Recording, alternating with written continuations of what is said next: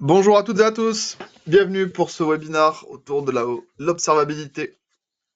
Comme d'habitude, on se laisse les quelques secondes de marge pour les participants et les participantes de se connecter avec ce nouveau client GoToWebinar, du coup le temps de le prendre en main, et on démarre dans une petite minute, grand maximum. Je vois que vous êtes très nombreux déjà dans la salle d'attente, donc le temps que la salle d'attente se vide et que vous arriviez ici, on va ensuite pouvoir démarrer.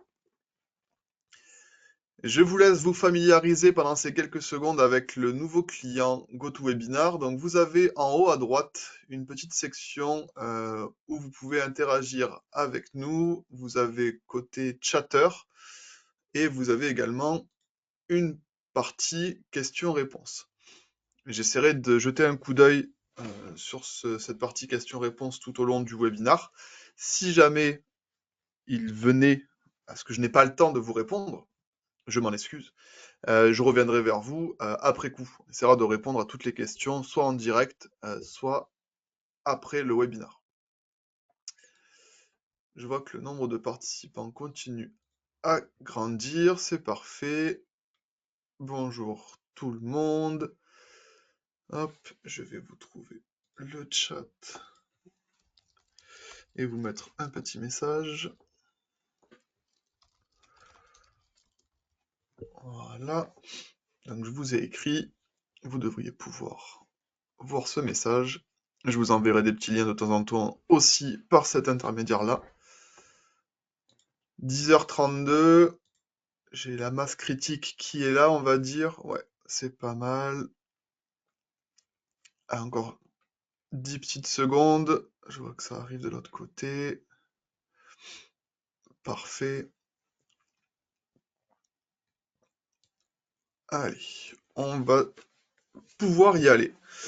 Eh bien, encore une fois, bonjour à toutes et à tous. Bienvenue pour ce webinar SUSE, donc organisé pour vous, pour parler d'un sujet plus que d'actualité qui est l'observabilité. Et l'observabilité, qui permet de voir l'invisible et anticiper l'inévitable. Ça fait très punchline d'entrée d'un nouveau film d'action. Et on va voir ce que ça veut dire l'observabilité et comment chez SUSE on peut implémenter une solution d'observabilité pour comprendre ce qui se passe dans vos environnements. Avant toute chose, je vais commencer par me présenter. On peut presque dire que c'est la slide la plus importante de cette présentation. Donc je m'appelle Cyril Cuvier, je serai votre hôte pour cette petite 45 minutes.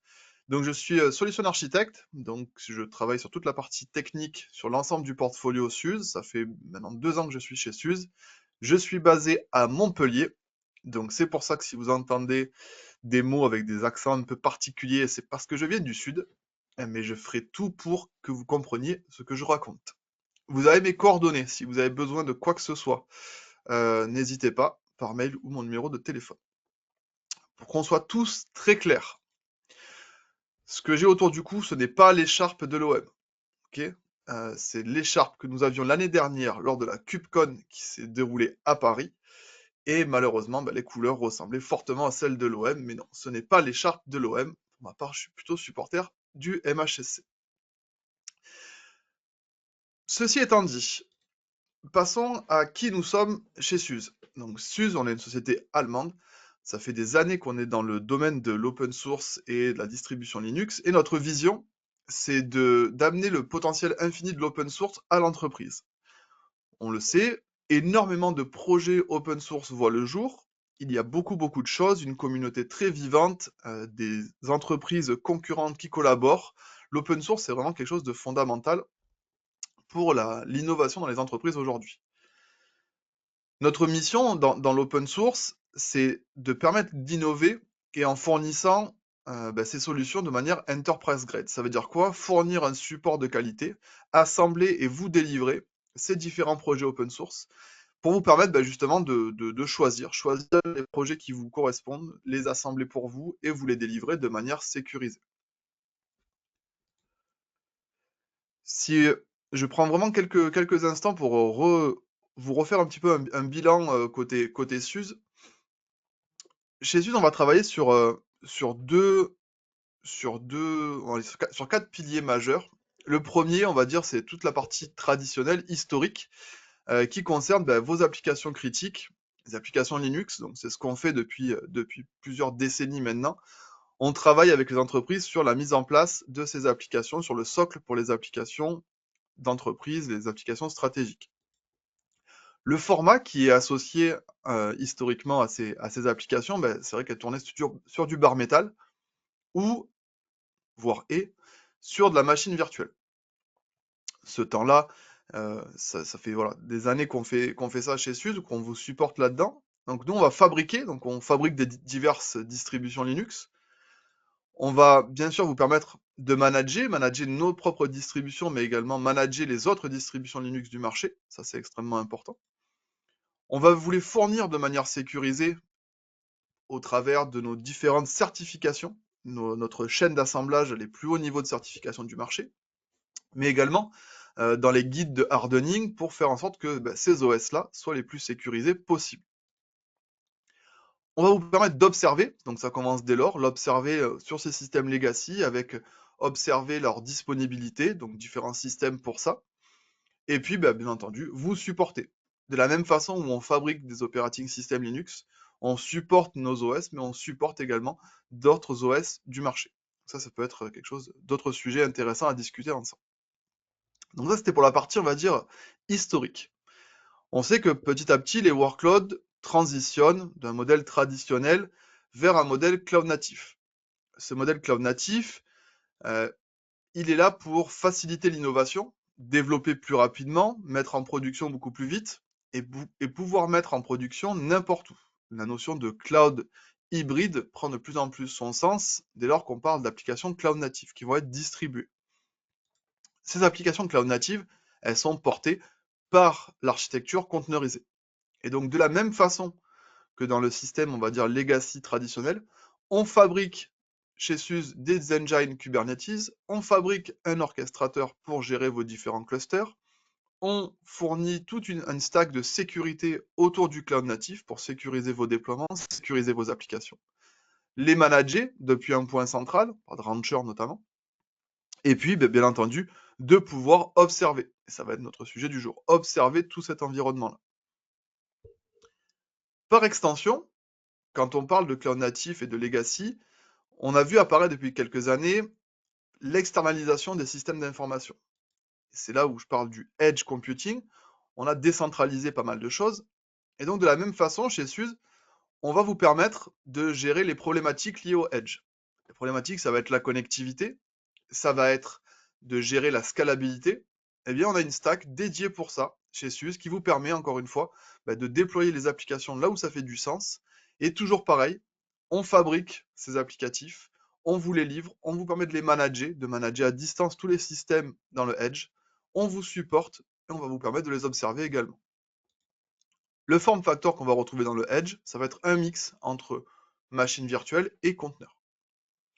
Et enfin, on ne peut pas parler aujourd'hui d'IT, de modernisation, de cloud native, de tous ces sujets-là, sans parler à un moment donné d'IA, donc d'intelligence artificielle.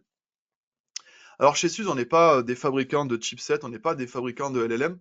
Par contre, on sait aujourd'hui que nos clients ont besoin d'exécuter des LLM en local, de manière privée. Et pour ça, on va pouvoir s'appuyer sur tout ce que l'on sait faire, aussi bien dans le legacy, dans le cloud natif, pour permettre à nos clients d'exécuter n'importe quel type de LLM on-premise, dans leur data center, au edge, avec une stack sécurisée. Et on sait bien entendu que cette partie IA, elle repose sur des conteneurs, et grâce à ça, on va pouvoir orchestrer, opérer, supporter et observer tout ce qui se passe. Vous voyez qu'il y a une vraie cohérence dans ces 4 piliers que je vous présente là, et on a bien entendu créé des ponts entre ces différents silos, de manière à ce que SUSE soit vraiment la plateforme de choix pour vous, pour exécuter vos différents workloads, qu'on parle de bar metal, qu'on parle de VM, qu'on parle de conteneurs, que ce soit data center, que ce soit edge, que ce soit pour des use cases d'IA, voilà, tout ça, on va pouvoir y répondre au travers du portfolio. C'est pour ça que l'année dernière, donc, on a été nommé leader dans le dernier Magic Quadrant de Gartner, donc sur la partie ECM, donc tout ce qui va être gestion des conteneurs, orchestration et déploiement. Voilà, c'est vraiment important, on est reconnu par le marché pour ça. je vous dresse rapidement notre portfolio et comment il s'architecture autour de tout ça. Bah, vous avez la première brique la plus importante, on va dire aujourd'hui, qui est toute cette partie autour de la conteneurisation, la gestion des clusters Kubernetes, donc piloté par Rancher Prime, où on va retrouver de la sécurité, de l'observabilité, du stockage et cette partie d'application collection. Le but, c'est pas que je vous explique chacun des produits aujourd'hui, c'est juste pour vous donner une overview de comment on va pouvoir utiliser et bénéficier de cette stack SUSE au complet. Et puis bah, sur tout ça, pour déployer tout ça, on va s'appuyer donc sur notre socle Linux historique, les distributions tierces également, qu'on va pouvoir supporter, et puis in fine, on va faire fonctionner tout ça chez un cloud provider, dans votre data center, sur du bare metal, sur notre solution d'hyperconvergence, n'importe où. Donc voilà, ça c'est vraiment à retenir chez nous, vous avez une stack qui vous permet d'exécuter n'importe quel type de workload, n'importe où.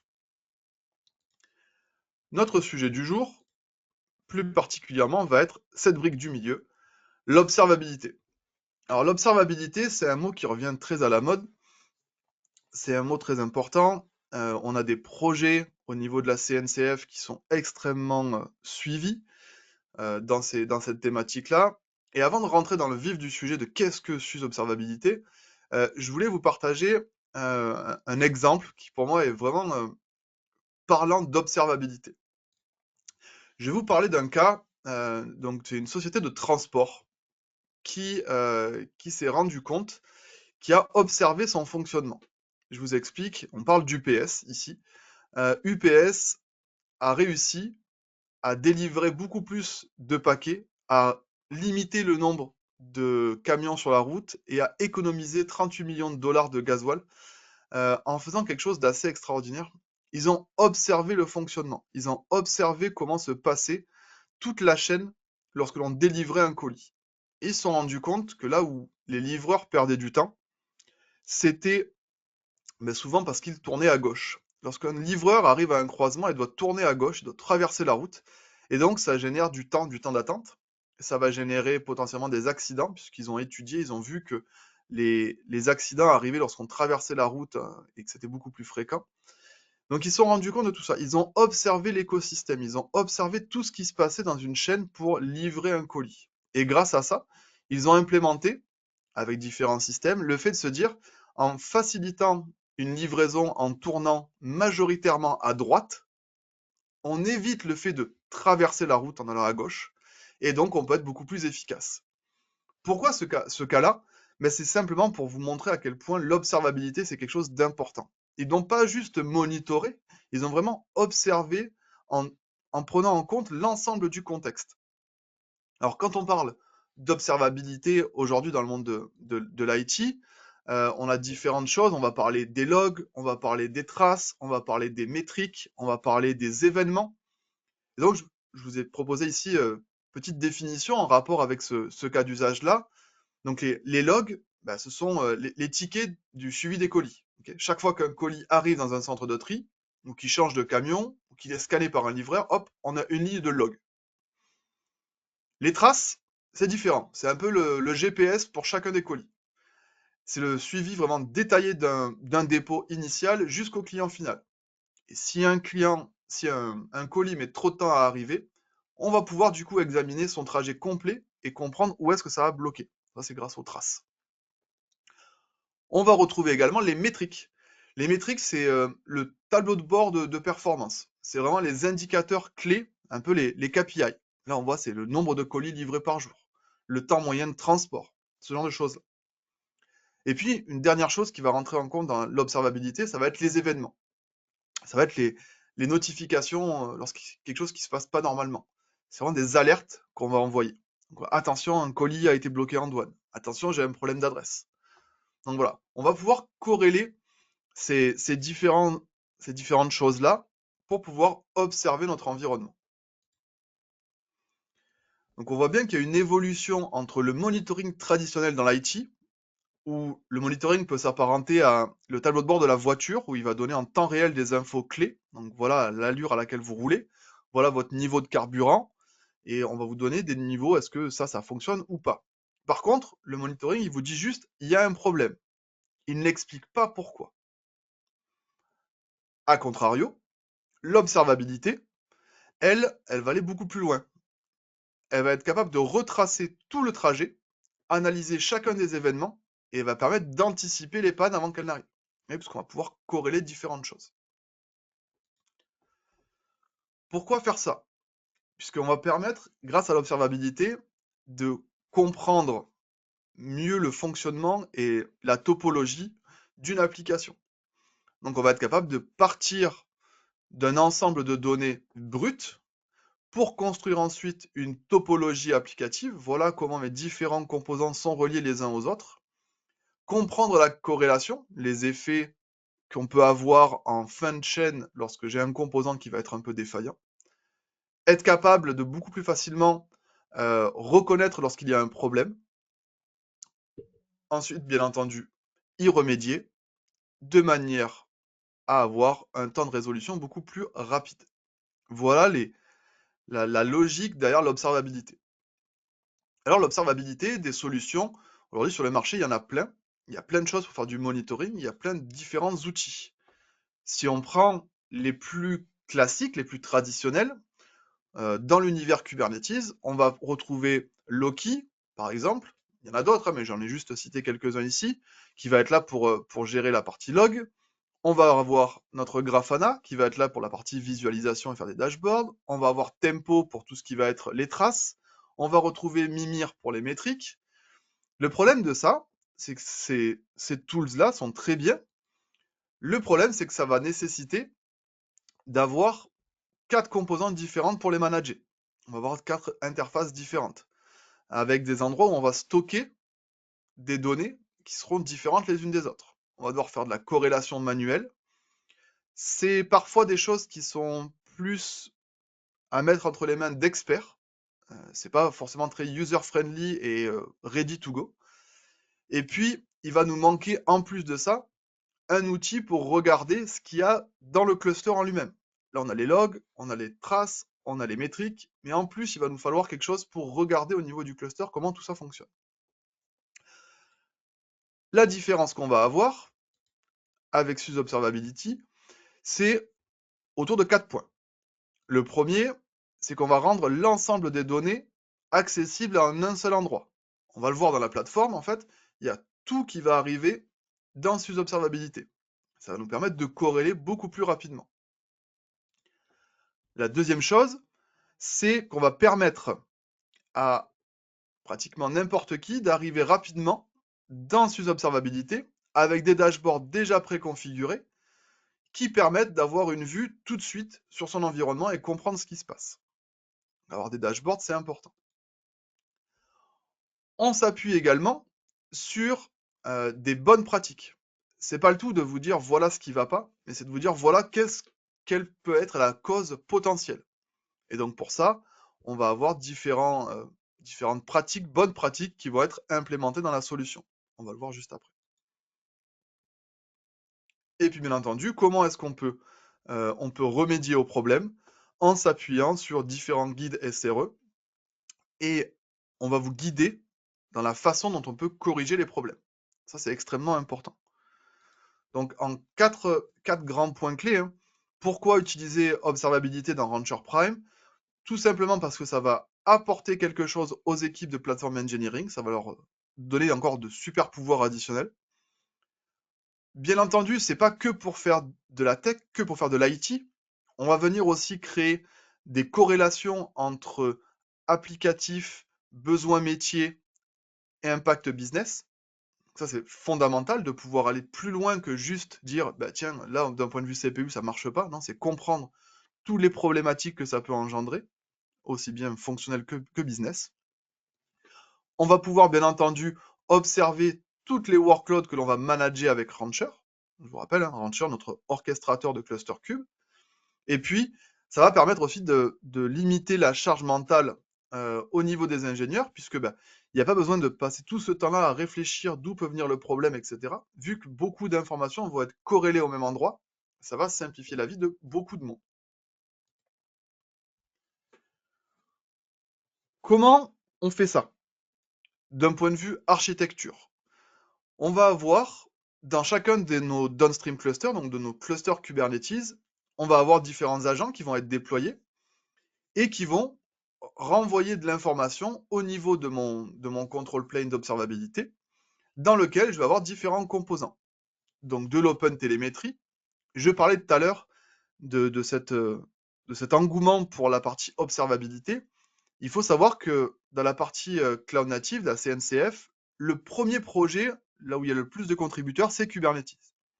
Le deuxième projet, c'est OpenTelemetry, qui est donc vraiment là pour fournir de l'observabilité. C'est pour ça que ces deux sujets-là vont de pair, et c'est pour ça qu'on travaille fortement dessus chez SUSE. Donc on va retrouver dans notre observability plane différentes choses, différents agents, des agents de Victoria, Elastic, ClickHouse, Graph, etc., de manière à pouvoir collecter, corréler les informations et les rendre accessibles au travers de notre UI, et bien entendu en faisant appel à l'API si besoin en était. Donc voilà comment on va fonctionner derrière du côté de SUSE Observability. Avant de passer à la démo, le but c'est de vous montrer ce qu'on peut faire avec la solution. Je reviens juste sur à quel moment SUSE Observabilité est arrivé chez SUSE. L'année dernière, lors de notre SUSECon, notre événement annuel, on a annoncé l'acquisition d'une société qui s'appelle StackState. Et donc StackState était à l'origine de cette SUSE Observability. Donc là, depuis qu'on les a intégrés dans notre portfolio, ça va faire 8-10 mois maintenant, on travaille fortement à apporter l'observabilité dans Rancher pour vous fournir vraiment une plateforme où il y a tout à l'intérieur. Donc là, je vais vous montrer ce que c'est SUSE Observability, ce qu'on peut faire avec. Je vous partagerai également le lien pour pouvoir vous-même rejouer ce scénario-là, pour pouvoir mettre les mains dedans, puisque c'est toujours plus intéressant que juste de regarder, mais d'être acteur. Donc vous aurez accès à tout ça pour pouvoir regarder d'un peu plus près. Allez, je vous fais un tout petit peu de teasing avant de lancer la démo. Vous le savez, le mois prochain se déroule un événement, on va dire, un événement phare dans le monde du cloud natif, qui est la KubeCon, qui aura lieu cette année à Londres. Bien entendu, nous serons présents. Lors de cette KubeCon, vous aurez la possibilité de venir participer à un Rancher Day. Donc c'est une journée complète sur le déploiement, l'intégration, les différentes fonctionnalités de Rancher, de l'observabilité, de la sécurité. Donc pour ceux qui sont sur place, pour ceux qui sont déjà inscrits à KubeCon, n'hésitez pas à venir rajouter dans votre calendrier le Rancher Day. Pour ceux qui ne sont pas encore inscrits, il n'est jamais trop tard. Et si vous êtes vraiment sympa, vous pouvez me solliciter pour avoir des codes de discount. Ça peut toujours vous aider. Voilà. Donc quand je dis que ce projet-là, au niveau de la CNCF, il est très important, si vous regardez les agendas à KubeCon, il y a deux sujets, on va dire, principaux. Le premier, c'est l'IA. Le second, ça va être l'observabilité. Donc, vous êtes ici, dans ce webinaire, au bon endroit pour regarder comment nous, chez SUSE, on appréhende ce sujet-là. Allez, je sais que vous en avez assez des slides, on va aller voir directement la démo. Donc pour ça, me voici dans mon environnement SUSE Observability. Alors, ce que je vais faire tout de suite, c'est que je vais vous partager directement dans, ici, dans le chat. Ici, dans le chatter, je vous mets le lien vers cette plateforme. Ça vous permettra directement de pouvoir reproduire ce que je vais vous montrer ici et d'aller regarder d'un peu plus près ce qu'il y a à l'intérieur. Okay. Donc, je vous l'ai mis dans le lien, on est tout bon.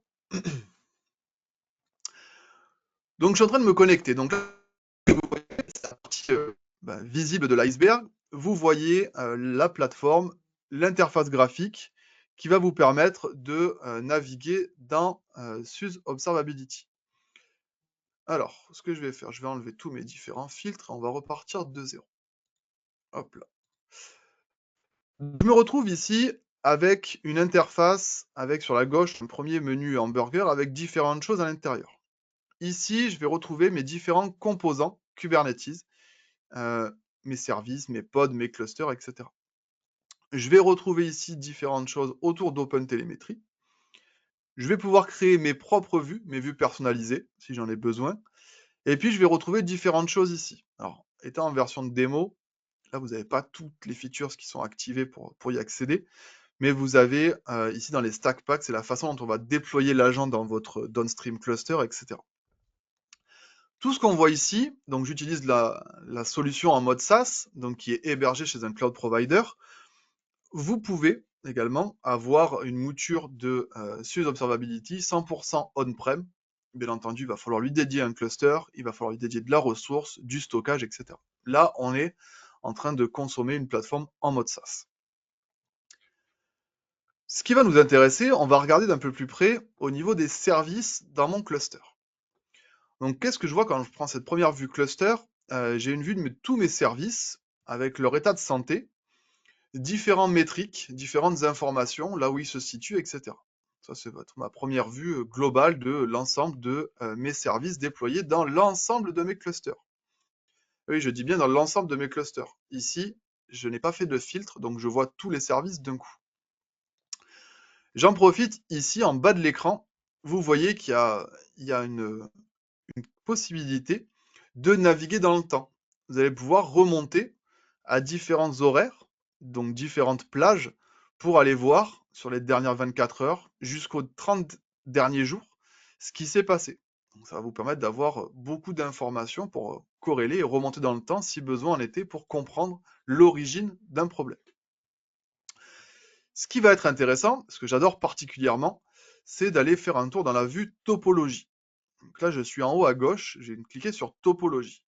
Ce que vous voyez à l'écran, cette espèce de pieuvre, c'est l'ensemble donc de mes services, encore une fois, déployés dans l'ensemble de mes clusters. Donc, dans une seule vue, j'ai accès à l'ensemble de mes clusters. Ce qui est plutôt intéressant quand on veut corréler de l'information. Okay, donc là, je vois j'ai un premier cluster GKE, j'ai un deuxième cluster Rancher RKE2, un troisième, j'ai un RKE2 Challenge, etc. Donc j'ai différents clusters. Et donc je vois la relation entre les différents éléments, entre les différents pods, entre les différents services de mes différents clusters. Et je me rends compte que certains sont appelés par d'autres, j'ai des choses déployées sur un cluster qui sont appelées sur l'autre, etc. Donc pour faciliter la vue, moi ce que je vais faire, c'est que je vais regarder une application en particulier. Et cette application, c'est simplement un front-end, un service, un serveur web d'achat de chaussettes, qui est déployé dans mes différents clusters. Donc j'ai mon namespace SockShop, donc j'ai fait mon filtre ici, qui est déployé sur plusieurs clusters. Donc mon GKE, mon Rancher, etc. Donc je vois par exemple que pour mon déploiement ici, j'ai différentes choses qui sont partagées entre mon cluster 0 ici, donc ce service groupe, qui appelle différents composants qui sont sur mon autre cluster. Pour faire simple, là dans cette démo, je vais me focaliser sur un seul cluster, et donc je vais regarder ce qui se passe au niveau de mon cluster GKE. Donc j'ai mon application qui est déployée ici, et donc là déjà, premier point vraiment top, c'est que j'ai une vue complète de ce qui se passe. J'ai une vue des différents composants, j'ai une vue de tout ce qui est déployé, de tout ce qui se passe au niveau du cluster. Ce qui est intéressant, c'est que tout ça c'est interactif. Pouvoir cliquer sur la relation entre deux composants, je peux voir que entre ici mon ingress controller, mon service, et mon front-end ici qui est un autre service, voilà ce qui se passe lorsqu'il y a une communication entre les deux. Ici j'ai l'ensemble des couches qui sont traversées. Donc je vois que je pars de mon ingress, j'arrive à un pod, donc j'ai l'ID du pod également. Dans ce pod-là, il y a un conteneur. Dans ce conteneur-là, il y a un process qui s'exécute, qui va parler à un autre process qui est sur un autre conteneur, qui est dans un autre pod, qui arrive sur un autre service. Ça permet d'avoir déjà cette première vue, cette première exploration, de comprendre la chaîne complète de mes composants. On va pouvoir regarder ce qui s'y passe, et ça, on va voir que ça évolue au fil du temps. Si je navigue un peu plus ici, je vais avoir la différence de mes composants. Je vais modifier simplement ici hop, ma visualisation de manière à récupérer mes relations indirectes. Hop, et hop. Voilà. Donc je peux filtrer, je peux gérer mes affichages comme je veux. Là, ici, on se rend compte que j'ai un problème au niveau de mon application. Il y a quelque chose qui ne se passe pas très bien. Je vais aller regarder mon objet de plus bas niveau. Je vais aller regarder ce catalogue-là, donc mon service, en cliquant dessus. Je vais arriver directement sur la droite de mon écran, et je vais voir arriver différentes infos. Des informations sur son état de santé. Okay, donc je vois qu'en effet, ce service-là, il est passé du vert au rouge pas mal de fois récemment. Il y a pas mal de métriques qui remontent, donc j'ai des moniteurs. Je vous disais, StackState, dès que c'est livré, donc sous observabilité, vous avez des moniteurs qui sont préconfigurés. Il y a plus d'une quarantaine de moniteurs avec différentes informations. Et donc là, on parle purement d'applications web et on voit comment elles réagissent. Et donc là, je vois, j'ai des moniteurs de response time supérieur à 3 secondes. Alors, potentiellement, moi, un moniteur qui me dit que le HTTP response time supérieur à 3 secondes, ça me parle pas forcément. Ce que je vais faire, c'est que je peux cliquer dessus pour avoir la vue. Il va me dire, voilà ce qui se passe. C'est important de garder un œil sur les réponses HTTP, pourquoi, comment, qu'est-ce que ça veut dire, etc. Donc là, déjà, j'ai une explication de ce que c'est ce moniteur. Je vais pouvoir voir les différents statuts. Donc là, j'ai des premiers graphes qui me donnent une vue sur la latence. Ok. Je me retrouve ici avec un guide de rémédiation. Qu'est-ce qui se passe quand un service ne répond pas comme il faut?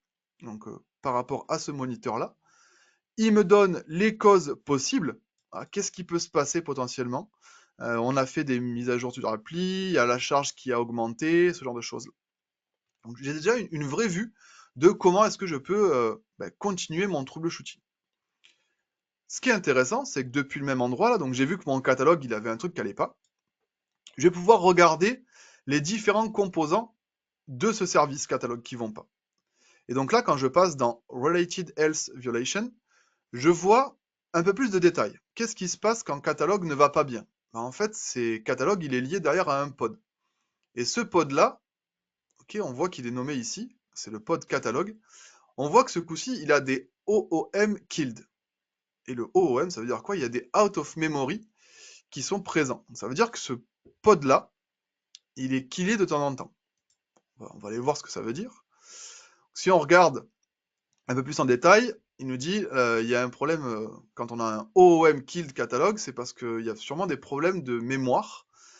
Ça peut être à cause d'un crash du conteneur, ça peut être lié à différentes choses. Okay, là, si je regarde mes métriques, il me redonne une définition du guide de remédiation et il me dit quand on a un OOM sur un pod, ce qu'on peut aller voir, c'est est-ce qu'il n'y a pas eu des nouveaux déploiements? Est-ce qu'il n'y a pas une augmentation de la charge du trafic? Ou est-ce qu'il n'y a pas des mauvaises configurations au niveau des limites? Donc ce qu'on va faire, c'est qu'on va suivre un peu ce guide-là, et on va aller voir ici, je vais pouvoir faire un clic sur View Component, donc je vais rentrer ce coup-ci, je change de contexte, et je rentre donc dans le contexte de mon pod.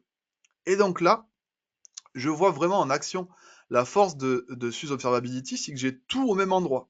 Donc pour ce pod, je vois aussi bien mes alertes, les activités, les changements, donc tous ces événements. Je vois mes logs, je vois différentes métriques d'utilisation, CPU, mémoire, etc. Donc j'ai vraiment une vue complète à 360 degrés de mon application. Okay, donc moi, ce qui va m'intéresser, c'est de comprendre à quel moment j'ai des choses qui auraient pu faire que j'ai mon OOM kill qui arrive. Donc je vais pouvoir regarder au niveau de mes informations, qu'est-ce qui se passe, à quel moment ces choses-là arrivent, qu'est-ce qui peut se produire. Donc, je vois que j'ai des restarts, je vois que j'ai du kill qui apparaît à certains moments, donc je peux mettre directement ici des barres de visualisation. Hop, voilà, donc je peux mettre différents points d'arrêt. On va dire là, ça va plus, là, c'est revenu à un état normal, de manière à pouvoir corréler et me dire qu'est-ce qui s'est passé à cet endroit-là, quelles sont les activités qu'il y a. Donc là, je peux regarder, je vois qu'à ces endroits-là, tiens, j'ai eu 3 activités, j'ai fait du scale down, du scale up au niveau des pods. Tiens, je vois que les ID des pods ont changé, qu'est-ce qui s'est passé? Je peux regarder, est-ce que j'ai eu des déploiements? J'ai eu quand même des déploiements qui sont arrivés entre-temps. Et là où c'est top, c'est que il ne dit pas juste oui, il y a eu des nouveaux déploiements qui ont été faits. Il va pouvoir me donner, on le voit ici, j'ai eu des changements dans mes déploiements. J'ai eu des changements entre la version antérieure et cette nouvelle version. Donc si je clique dessus, je peux voir ce qui s'est passé. Donc quand je vous disais que c'est vraiment top au niveau de SUSE observabilité de pouvoir tout corréler et de pouvoir aller jusqu'au bout dans la recherche et de comprendre d'où vient l'incident. Là, je me rends compte que je peux regarder tous les changements qui ont été produits sur ce catalogue-là, donc sur mon catalogue, sur mon service. Et là, je me rends compte, donc là, je vois que j'ai des ID différents, ok, à la limite, ça, ok, pourquoi pas. Je vois que j'ai des commits différents quand même au niveau de mon GitLab, tiens, c'est étonnant. Je vois que j'ai différentes infos, et hop, tiens, je me rends compte que là, d'un coup, la version de l'application, c'est pas la même. Donc là, j'ai eu des changements d'application. Donc j'ai sûrement redéployé une application. J'étais sur un 3.5, et là, je suis passé sur un 3.6. Je vois que c'est à partir de ce moment-là que ça marche moins bien. De la même façon, je vois qu'on a venu récupérer une image différente. Donc cette image-là, la 0.3.5, elle est bien différente de la 0.3.6. Et depuis que j'ai déployé la 0.3.6, eh ben, c'est là que mes problèmes sont apparus.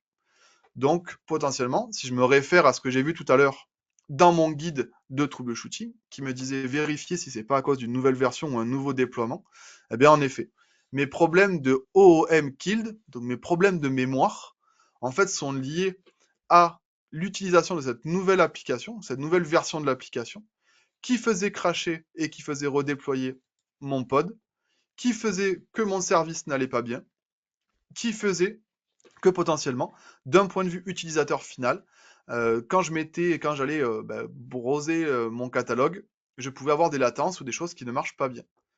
Donc voilà, grâce à Observability, on va être capable de tirer ce fil d'Ariane et de comprendre vraiment d'où vient le problème. Et de se dire, ben voilà, à partir d'un service qui est défectueux, j'ai pu comprendre que le problème c'était le catalogue, qui était le pod, qui était à l'origine du problème. C'est pas un problème réseau, c'est pas un problème autre chose, c'est au niveau du pod. Et j'ai pu me rendre compte que c'était parce que j'avais des problèmes au niveau de la mémoire dans ce pod-là. Donc ça, j'ai pu y descendre en particulier, voir le composant, comprendre tous ces problèmes et voir qu'en effet, j'avais eu des changements de déploiement et que c'était à cause de ça que mon applicatif ne marchait pas correctement. Donc c'est vraiment quelque chose de vraiment top pour ça, Observability, c'est la capacité de voir toutes ces informations dans un seul et même point. Après, vous voyez, hein, au niveau du composant sur lequel je suis, je peux voir sa configuration, je peux voir dans quel état il est, je peux voir au niveau des logs qu'est-ce qui remonte, si je peux aller un peu plus loin et regarder ce qui s'y passe. Ah, donc c'est quelque chose de vraiment complet pour rechercher et comprendre l'origine d'un problème dans votre cluster. Vous pouvez, pour chacun des composants, ensuite aller voir plus en détail que les événements, aller voir que les métriques, ou aller voir que les traces si vous voulez, de manière plus détaillée si vous en avez. Voilà, donc c'est vraiment top pour ça, c'est qu'on peut voir tout ce qui se passe au fur et à mesure. Tout ça, ça marche aussi en naviguant dans le temps. Je peux très bien revenir sur différents événements au cours de ma journée pour voir ce qui s'est passé. Ce qu'on a vu là, donc je suis parti des services, on pourrait le faire en partant de différentes autres choses. On voit ici la présence d'OpenTelemetry, donc comme je le disais, hein, on va s'appuyer sur tout ce qui est bonne pratique d'OpenTelemetry dans la conversion de nommage, dans la récupération des logs, etc. On va pouvoir venir récupérer au travers d'OpenTelemetry les différents services, donc pareil, regarder ce qui se passe, comment ça fonctionne, comprendre comment ces différents services sont déployés. Donc voilà, c'est toujours pareil. L'idée, c'est aussi qu'au fur et à mesure, vous puissiez enrichir. Là, par défaut, lorsque SUSE Observabilité est déployé, il connaît Kubernetes et donc il va pouvoir vous donner les infos sur Kube. L'idée va être de l'enrichir. Vous allez pouvoir ajouter vos propres monitors, puisque là on n'a que les monitors, on va dire Kubernetes en sens du terme, tout ce que l'on a vu.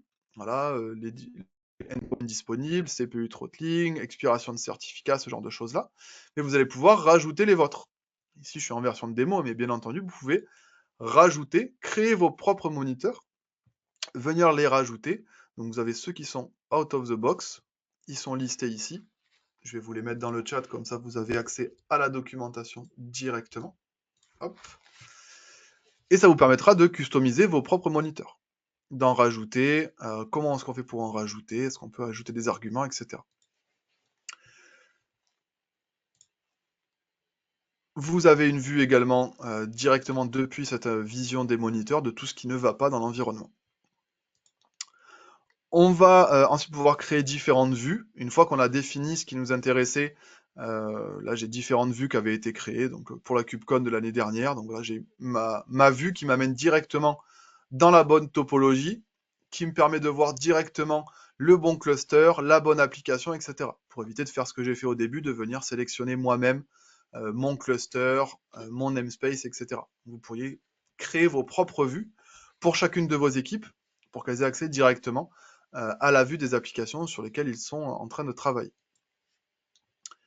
Vous voyez que c'est assez simple à prendre en main, mine de rien. Derrière, on ne le voit pas, mais là, il y a tous ces traces, logs, events qui arrivent, qui sont gérés. Moi, d'un point de vue utilisateur, c'est très simple de venir regarder mes services, comprendre comment ils sont mis en place. La topologie est extrêmement importante, voilà, pour comprendre mon applicatif, comment elle est faite et comment tout ça, ça fonctionne. Vous allez pouvoir retrouver donc les traces, les métriques, j'en ai parlé ici. Vous pouvez aussi créer vos propres notifications, savoir comment on peut vous notifier lorsqu'il y a un problème. On peut se plugger sur différents webhooks. Vous allez pouvoir aussi, et ça on va pouvoir vous accompagner chez SUSE pour le faire, intégrer différentes choses externes. Je m'explique, vous connaissez NeVector, notre solution de sécurité. On peut intégrer directement donc toute la partie politique de sécurité, tout ce qui peut être alerting, monitoring, directement les faire remonter dans SUSE Observability. Et grâce à ça, je vais corréler encore plus d'informations. Est-ce que mon application ne marche plus parce que j'ai une alerte de sécurité, qui a mis un pod en quarantaine, etc., etc.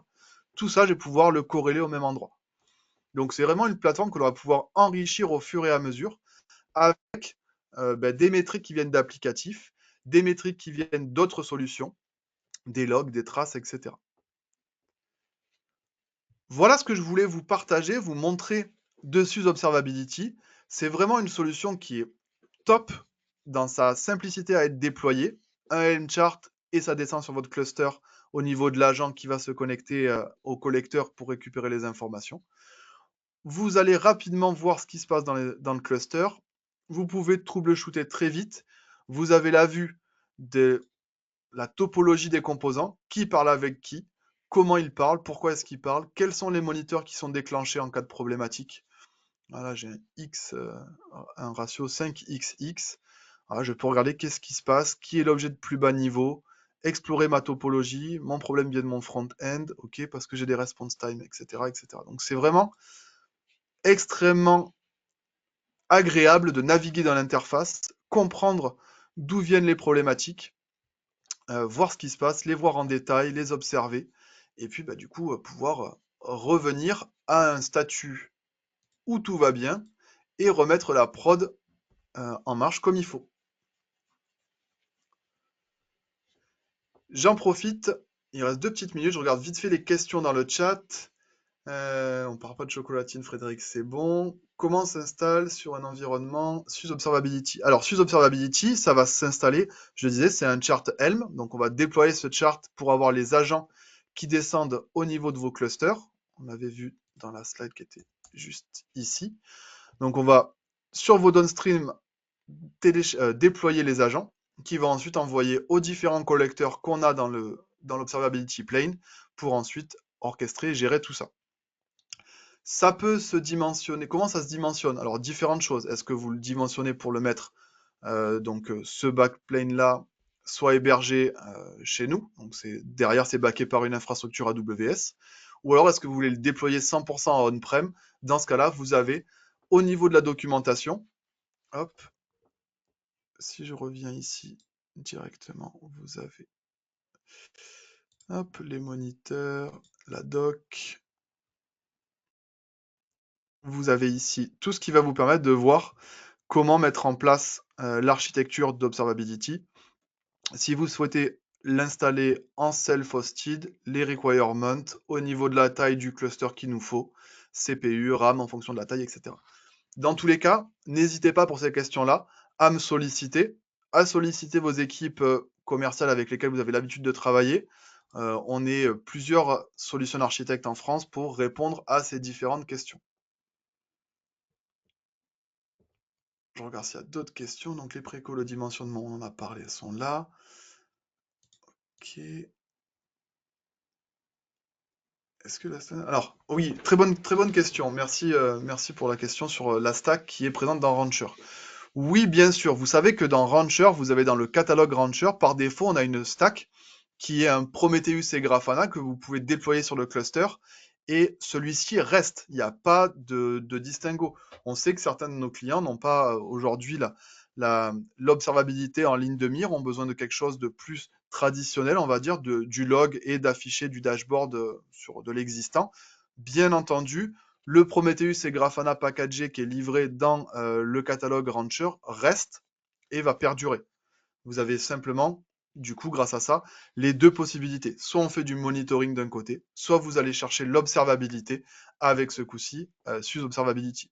Mais les deux font de pair et peuvent fonctionner ensemble. L'idée, c'est de savoir en fonction de ce que vous souhaitez faire et jusqu'où vous souhaitez aller en termes de granularité, etc. Est-ce qu'on a d'autres questions? On est bon. J'ai presque tenu mes 45 minutes. J'en suis à 46. Encore une fois, n'hésitez vraiment pas. Si vous avez des questions, quoi que ce soit, vous avez mon email ici. Je vais le remettre hop, dans le chat complet qui se trouve hop, ici.